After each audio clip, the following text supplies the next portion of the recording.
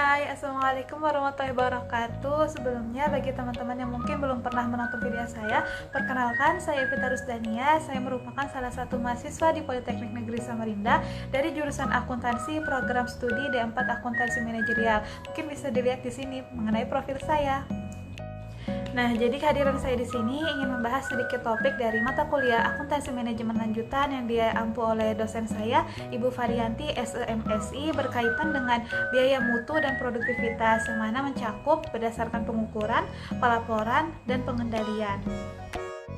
Nah, yang pertama akan kita bahas ini ada definisi mutu.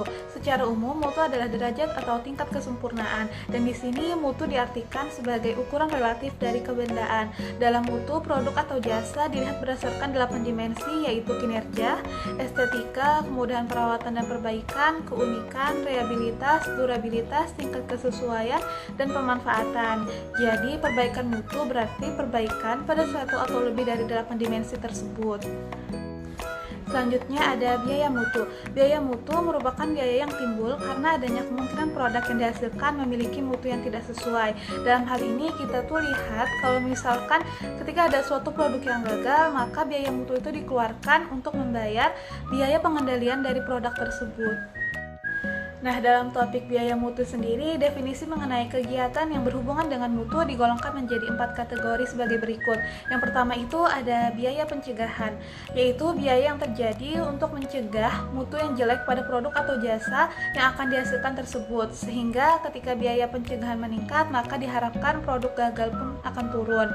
Nah, yang selanjutnya ada biaya penilaian, biaya yang timbul untuk menentukan apakah produk atau jasa telah sesuai dengan persyaratan dan kebutuhan yang pelanggan butuhkan. Selanjutnya yang ketiga ada biaya produk gagal internal, merupakan biaya yang terjadi karena adanya produk atau jasa yang tidak sesuai dengan spesifikasi atau dikatakan produk cacat dari hasil proses penilaian.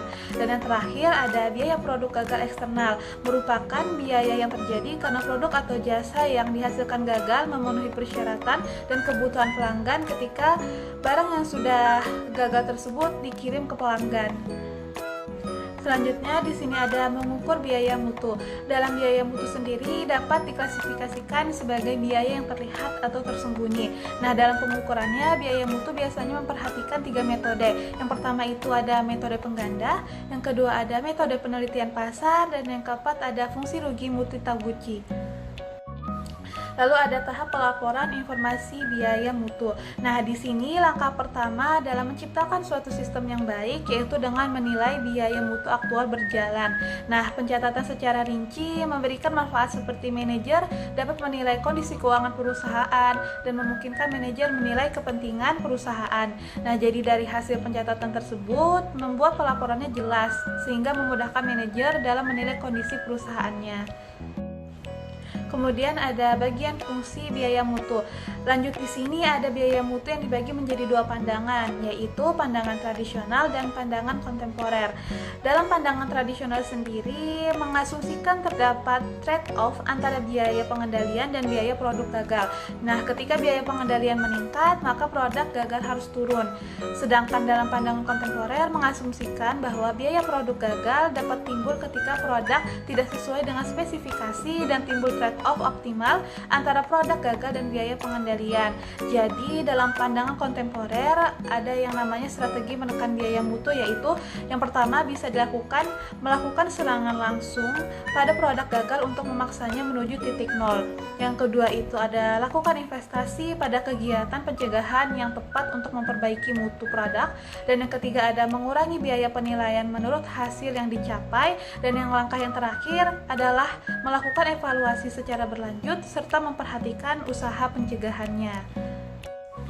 Kemudian ada manajemen berdasarkan kegiatan dan biaya mutu optimal, merupakan pengklasifikasian berbagai bentuk kegiatan apakah sebagai nilai tambah atau tidak, serta hanya kegiatan yang bernilai tambah yang akan dipertahankan.